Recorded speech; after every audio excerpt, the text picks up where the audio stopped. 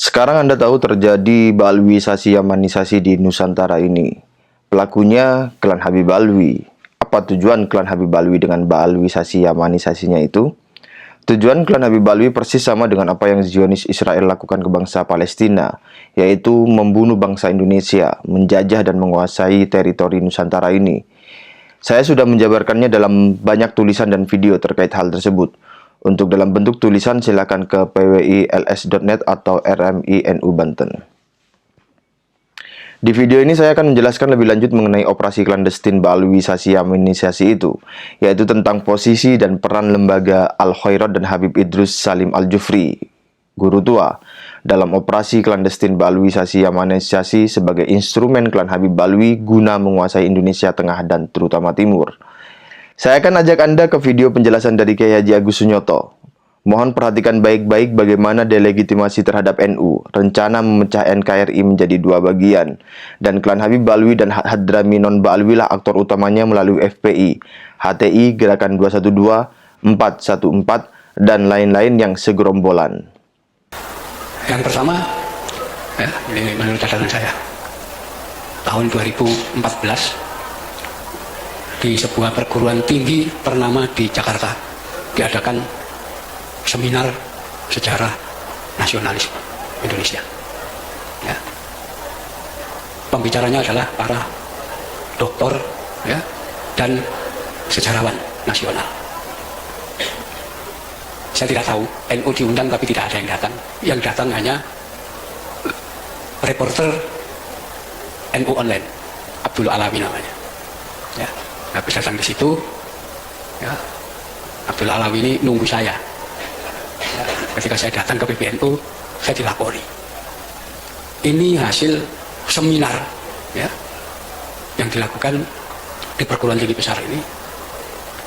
Itu semua pembicara mengatakan dalam pergerakan nasional Indonesia, ya, perintisan mulai kebangkitan nasional sampai Indonesia merdeka, sampai membentuk negara Kesatuan Republik Indonesia, satu-satunya organisasi yang tidak punya peranan apapun NU.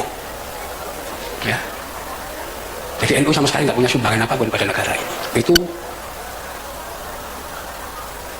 pandangan para sejarawan.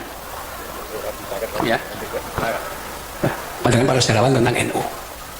Sampai dengan sinis mereka mengatakan PKI itu aja punya peranan kok. Ya, pernah berontak melawan kolonial, melawan Belanda tahun 1926. Ya, NU nggak pernah, ya, nggak punya peran apa. Rupanya mereka sangat yakin dengan sejarah versi mereka, ya, di mana dalam sejarah versi mereka itu sumber-sumber itu kan semua tersimpan di museum-museum dan perpustakaan di luar negeri. Ya, mereka yakin orang NU nggak bakal bisa masuk ke sana. Ya. Kalaupun pernah ada yang keleden, nggak bakal bisa baca dokumen itu. Kenapa? Bahasa Belanda. Kalau ke Inggris juga nggak bisa baca itu. Ke tempat lain, ke Jepang juga nggak bisa baca dokumen-dokumen itu.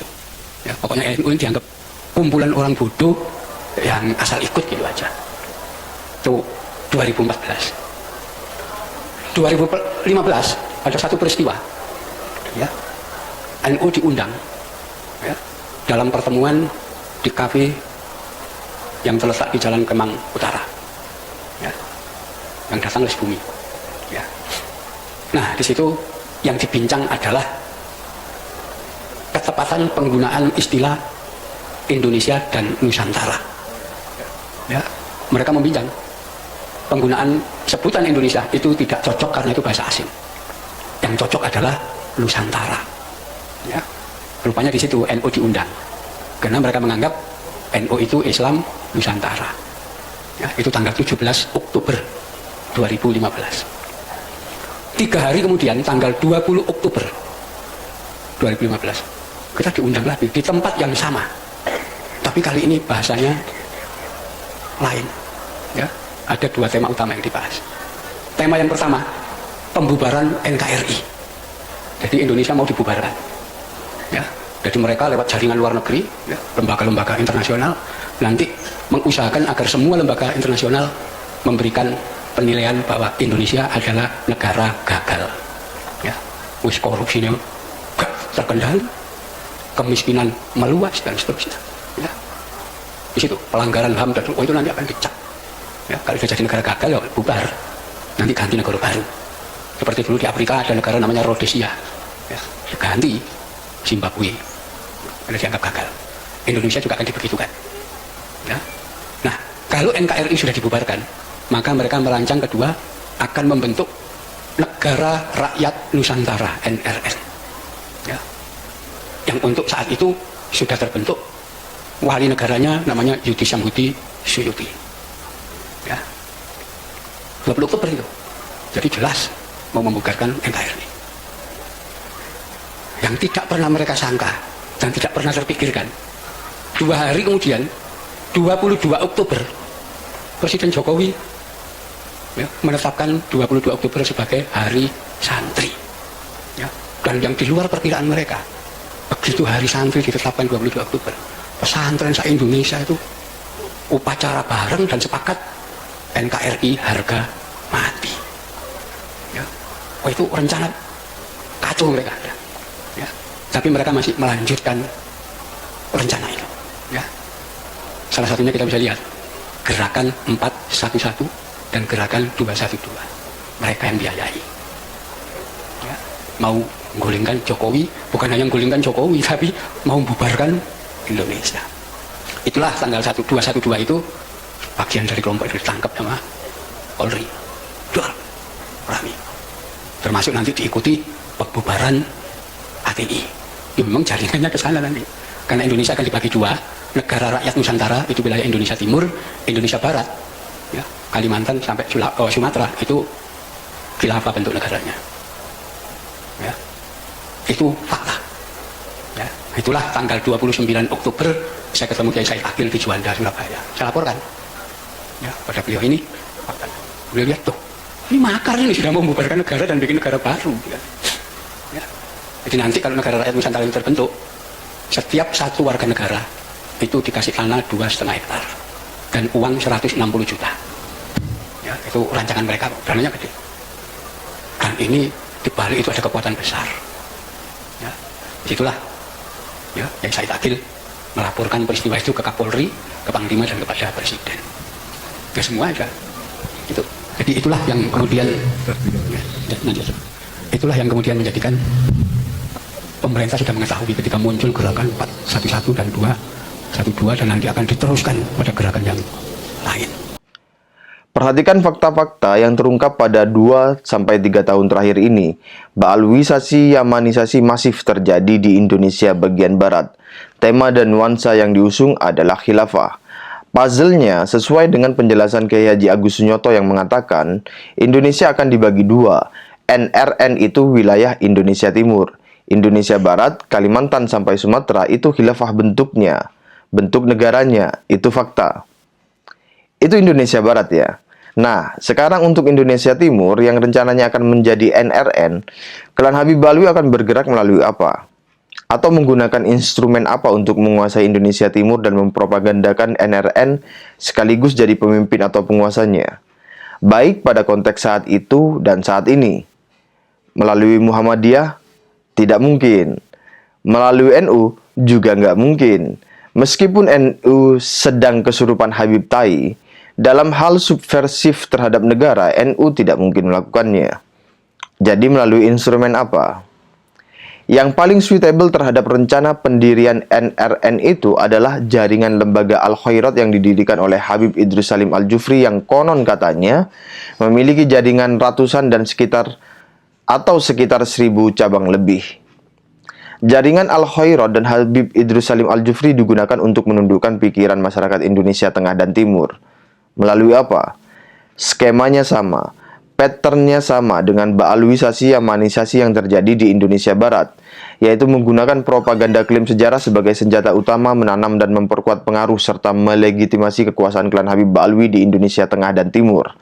Dan bahwa pribumi Nusantara di Tengah dan Timur harus tunduk kepada klan Habib Alwi karena pribumi Nusantara berhutang jasa kepada klan Habib Alwi. Kita bisa lihat bagaimana bendera merah putih diklaim sebagai jasa Habib Idrus Salim Al-Jufri dan bagaimana narasi itu membonceng nama besar NU. Apalagi tadi disampaikan mau diadakan haulnya guru tua Al-Habib Idrus bin Salim Al-Jufri. Perlu diketahui, ajaran yang dibawa oleh Jam'iyyatun Nahdlatul Ulama dengan ajaran yang dibawa oleh guru tua Al-Habib Idrus bin Salim Al-Jufri, juga ajaran yang dibawa oleh mufti-mufti kesultanan yang ada di Maluku Utara, semuanya berada di satu khittah yang sama, di satu manhaj yang sama, di satu akidah yang sama, di satu fikih yang sama, di satu tariqah yang sama. Perlu diketahui, para ulama ini punya peran besar atas merdekanya Republik Indonesia dan berdirinya Republik Indonesia. Bendera merah putih itu disebutkan Al-Habib Idrus bin Salim Al-Jufri mengirim surat kepada Kiai Haji Hashim Asy'ari di awal-awal merdekanya bangsa Indonesia. Pada waktu itu terjadi musyawarah menentukan bendera Republik Indonesia. Ternyata guru tua mengirim surat kepada Kiai Haji Hashim Asy'ari yang isinya mengusulkan bahwa bendera Republik Indonesia berwarna merah dan putih. Kemudian Kiai Hashim Asy'ari menerima saran tersebut yang ditulis oleh guru tua dan disampaikan kepada Presiden pertama Republik Indonesia Insinyur Soekarno, dan diaminkan keinginan tersebut dan dipilih bendera merah putih sebagai bendera Republik Indonesia. Usulannya dari ulama, dari guru tua. Makanya ini subhanallah ada korelasi. Selain dibuat acara Jam'iyyah Nahdlatul Ulama, ternyata tidak lama lagi dibuat haul guru tua.